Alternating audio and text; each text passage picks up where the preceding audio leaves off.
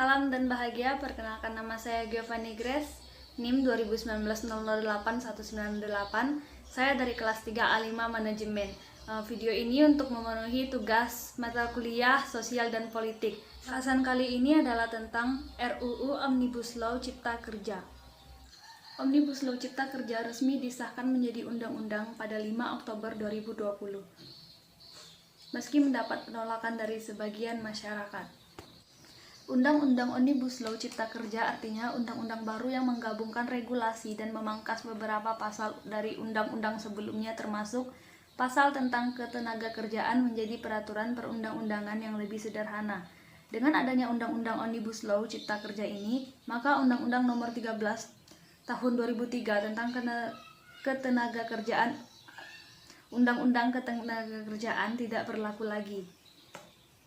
Undang-Undang Omnibus Law Cipta Kerja ini terdiri atas 11 klaster pembahasan dengan beberapa poin di dalamnya, diantaranya yang pertama, penyederhanaan perizinan berusaha, yang kedua, persyaratan investasi, yang ketiga, ketenagakerjaan, yang keempat, kemudahan dan perlindungan UMKM, yang kelima, kemudahan berusaha, yang keenam, dukungan riset dan inovasi, yang ketujuh, administrasi pemerintahan, yang kedelapan, pengenaan sanksi, yang ke-9 pengadaan lahan, yang ke-10 investasi dan proyek pemerintahan, yang ke-11 kawasan ekonomi. Dari 11 klaster seperti yang disebut di atas, tentunya ada ratusan pasal dalam Undang-Undang Omnibus Law Cipta Kerja ini. Pada Undang-Undang Omnibus Law Cipta Kerja ini ada beberapa perbedaan terkait kebijakan ketenagakerjaan.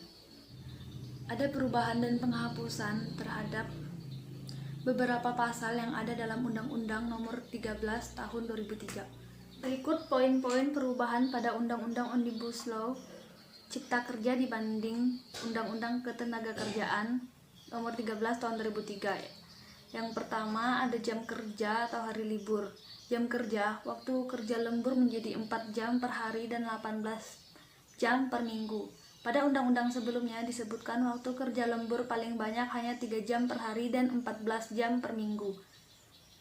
Selanjutnya, hari libur mingguan. Hari libur bekerja atau istirahat mingguan 1 hari untuk 6 hari kerja. Artinya dalam seminggu hari kerja sebanyak 6 hari itu liburnya 1 hari. Ini berbeda dengan Undang-Undang Nomor 13 Tahun 2003 yang mencantumkan bahwa istirahat mingguan sesuai pasal 79 ayat 2 huruf B ada 2 pilihan, yakni istirahat mingguan 1 hari untuk 6 hari kerja dalam 1 minggu atau 2 hari untuk 5 hari kerja dalam 1 minggu. Selanjutnya, istirahat panjang. Tidak ada kewajiban bagi perusahaan atas pemberian istirahat panjang. Jadi hak cuti panjang selama 2 bulan bagi pekerja atau buruh yang sudah bekerja selama 6 tahun secara terus-menerus yang selama ini berlaku di undang-undang sebelumnya itu diserahkan sebagai kewenangan perusahaan. Adapun status pekerja atau karyawan, pasal mengenai PKWT yang ada di Undang-Undang Ketenagakerjaan dihapus. Tidak ada ketentuan yang mengatur tentang syarat pekerja waktu tertentu atau pekerja kontrak. Artinya tidak ada batasan aturan pekerja bisa dikontrak alias status kontrak tanpa batas. Berikut ada upah. Aturan mengenai pengupahan diubah menjadi 7 kebijakan. Yang pertama, upah minimum. Yang kedua, struktur dan skala upah. Yang ketiga, upah kerja lembur. Yang keempat, upah tidak masuk kerja dan atau tidak melakukan pekerjaan karena alasan tertentu. Yang kelima, bentuk dan cara pembayaran upah. Yang keenam, hal-hal lain yang dapat diperhitungkan dengan upah. Yang ketujuh, upah sebagai dasar perhitungan atau pembayaran hak dan kewajiban lainnya. Sebelumnya dalam pasal 88 ayat 3 Undang-Undang Ketenagakerjaan disebut ada 11 kebijakan pengupahan.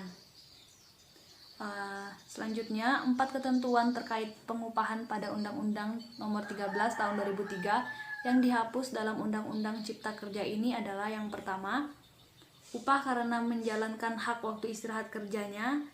Yang kedua, upah untuk pembayaran pesangon. Yang ketiga, upah untuk perhitungan pajak penghasilan.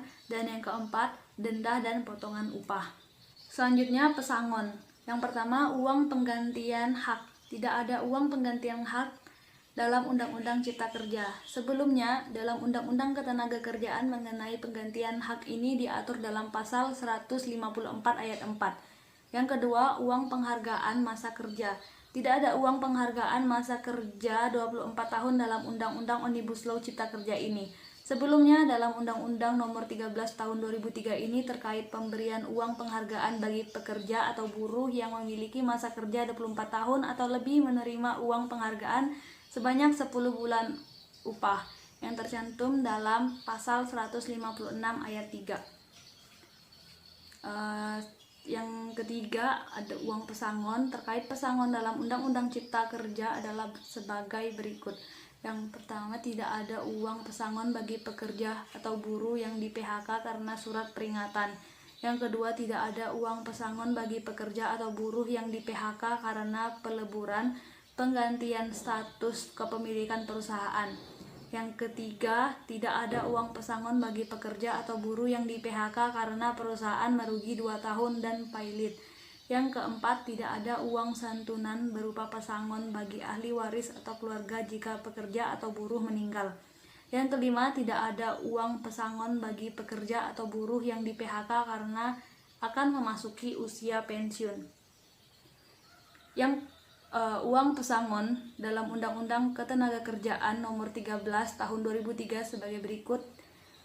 Yang pertama, pesangon harus diberikan kepada pekerja atau buruh yang di PHK karena melakukan pelanggaran setelah diberi surat peringatan yang diatur dalam perjanjian kerja, perjanjian perusahaan atau perjanjian kerjasama, diatur dalam pasal 161.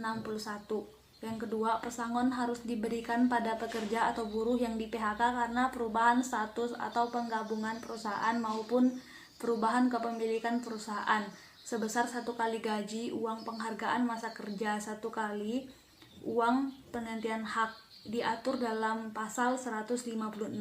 Yang ketiga, pesangon diberikan pada pekerja atau buruh yang di PHK karena perusahaan merugi dan pailit sesuai pasal 164 dan 165. Yang keempat, pemberian uang santunan pada ahli waris atau keluarga pekerja jika pekerja atau buruh meninggal dunia.